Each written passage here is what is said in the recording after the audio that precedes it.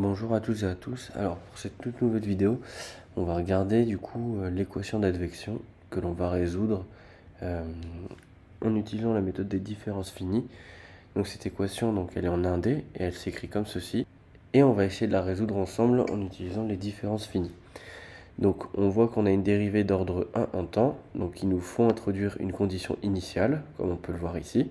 Donc c'est une gaussienne, du coup initialement on suppose que c'est une gaussienne, et cette équation physiquement, donc elle va traduire le transport du signal, le transport d'une onde par exemple. On a une dérivée première en espace, donc il nous faut introduire une condition aux limites.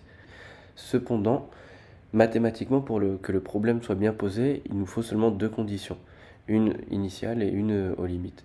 Mais pour que le problème soit numériquement bien posé, il faut qu'on arrive à tronquer le domaine infini, et pour ce faire, on va imposer une condition de type Neumann pour tronquer le domaine infini.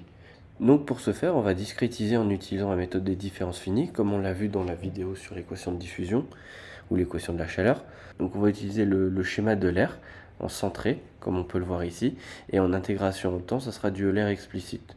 On ne va pas compliquer les choses.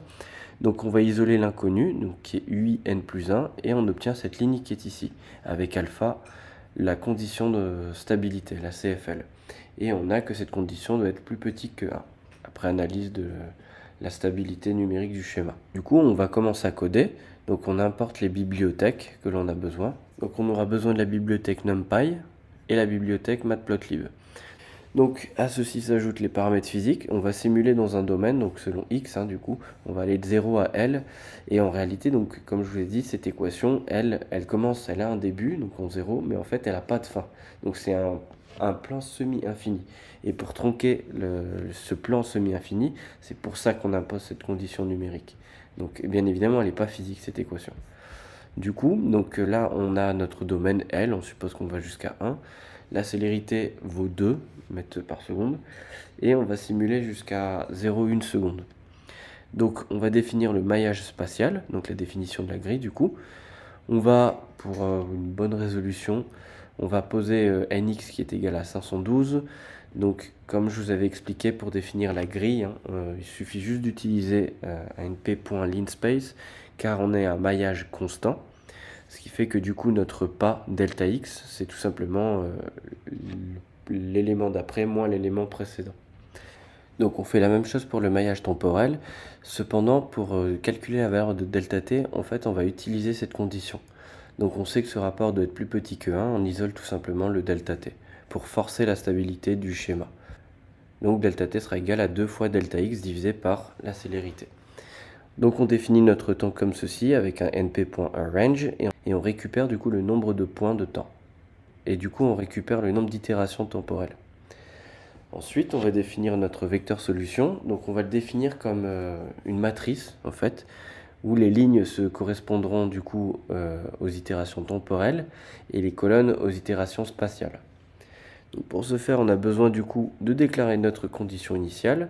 Alors la syntaxe, je vous ai écrit aussi cette syntaxe qui est ici. En réalité, c'est exactement la même qu'ici. Ce qu'elle veut dire, c'est que tout simplement que comme le deuxième élément, eh bien, je ne le prends pas en compte. C'est-à-dire que là, je suis en train de dire que à ma ligne 0, donc quand i égale à 0 de la ligne, eh bien, quelles que soient les colonnes, je veux que ce soit égal à ça. Ça revient tout simplement à faire ça pour aller plus vite sur Python. Donc c'est exactement la même chose. Ensuite, donc, je définis ma condition de stabilité et j'ai plus qu'à recopier le schéma que j'avais écrit en amont ici. Donc uin plus 1 est égal à uin moins alpha, facteur de uin plus 1 moins ui moins 1n. Donc du coup, j'ai juste à recopier ça. Ce que je fais, c'est que je vais faire du slicing, donc je vais faire de la vectorialisation du coup, plutôt que de faire deux boucles, une boucle temporelle et une boucle spatiale, pour optimiser le code, pour aller plus vite. Donc je fais qu'une boucle temporelle et je vectorialise l'espace du coup. Donc j'introduis ma première condition limite, qui est vraie pour tout n, et ma deuxième condition limite, qui est vraie pour tout n également. Et voici le schéma que je viens de vous dire. Donc du coup, uin plus 1 est égal à uni moins alpha, facteur de la différence de i plus 1 et i moins 1. Et quand du coup j'affiche la solution, donc pour afficher la solution, du coup je vais utiliser la bibliothèque Matplotlib. Donc là, qu'est-ce que je fais? Je veux afficher ma solution euh, par rapport à x, donc par rapport à l'espace du coup. Donc je vais boucler en temps, et ce que je fais, c'est que j'ai pas envie de tout avoir, donc je vais tout simplement demander que toutes les 10 itérations, en fait, bah, tu m'affiches tant de courbes. Donc x et u, donc j'affiche juste u en fonction de x tout simplement. Cette ligne-là me permet d'avoir un dégradé de couleur. Donc par exemple à t égale à 0, bah, ma couleur sera noire. Et à t égale au temps final, ma couleur sera jaune. Pourquoi? Parce que j'ai utilisé le mot-clé copper. Bah, du coup, c'est cette nuance de couleur, donc ça va de noir jusqu'à jaune. Et enfin, cette commande, elle me permet tout simplement de m'afficher mon temps. Ici, j'affiche la légende sur l'axe des abscisses, et ici l'axe des ordonnées. Et enfin, cette commande, elle me permet tout simplement d'activer le label et d'avoir mes temps à différents temps. Et enfin, plt.show pour afficher du coup ma solution. Et quand je fais ça, voici le résultat que j'obtiens. Bien évidemment, c'est pas correct, hein. Bien évidemment, l'équation d'advection ne ressemble pas à ça. Et en réalité, il s'est passé quelque chose. Si on regarde le schéma, donc le schéma numérique qu'on a pris, c'est le suivant. Il ressemble à ça. Eh bien, en réalité, ce schéma et même cette équation, même si elle paraît plus facile du coup que l'équation de diffusion, si vous vous souvenez, où ici on avait une dérivée seconde et non première, eh bien en réalité cette équation est extrêmement compliquée, car numériquement elle est vraiment instable. Donc ici, donc là on est précis à l'ordre 2 en espace, hein, bien sûr. Donc on a fait un schéma centré, donc on a utilisé 2 points, donc du coup on est précis à l'ordre 2. Mais du coup, on est instable. Donc là, on a quelque chose de très intéressant. Donc c'est pas parce qu'on a une précision dans notre schéma qui est élevée que ça implique la stabilité du schéma. Donc l'un ne vaut pas l'autre. Et donc du coup, pour contrer ce problème, ce qu'on va essayer de faire, c'est qu'on va, au lieu d'utiliser un schéma centré, on va décentrer le schéma. Donc du coup, on va sacrifier l'ordre de précision. On va l'abaisser à 1 au lieu de 2 en espace. Donc pour ce faire, on va décentrer, et du coup, ça, en anglais, c'est ce que vous pouvez trouver sous le nom de upwind. Donc un schéma upwind. Du coup, qu'est-ce que je vais faire? Je vais tout simplement décentrer l'espace. Le temps, je ne le touche pas, mais l'espace, je vais le décentrer. Au lieu d'avoir UI plus 1, je vais avoir UI moins UI moins 1.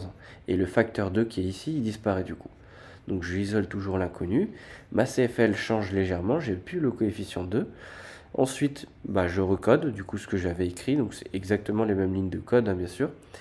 Et quand je lance, cette fois-ci, voici l'équation de transport que j'obtiens.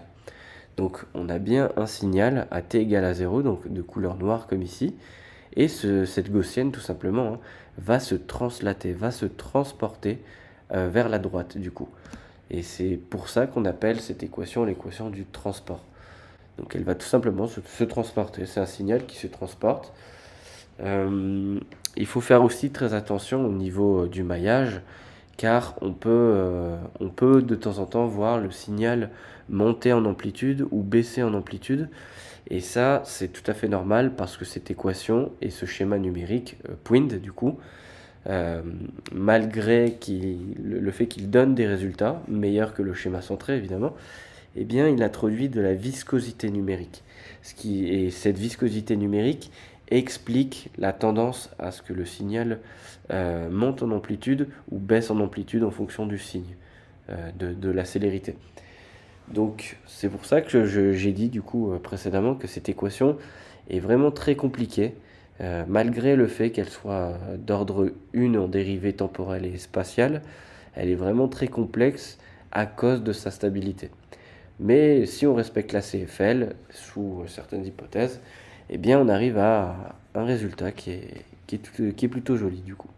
Donc voici la résolution numérique de l'équation du transport avec la méthode des différences finies. Donc voilà, c'est tout ce que je voulais vous montrer du coup dans cette vidéo.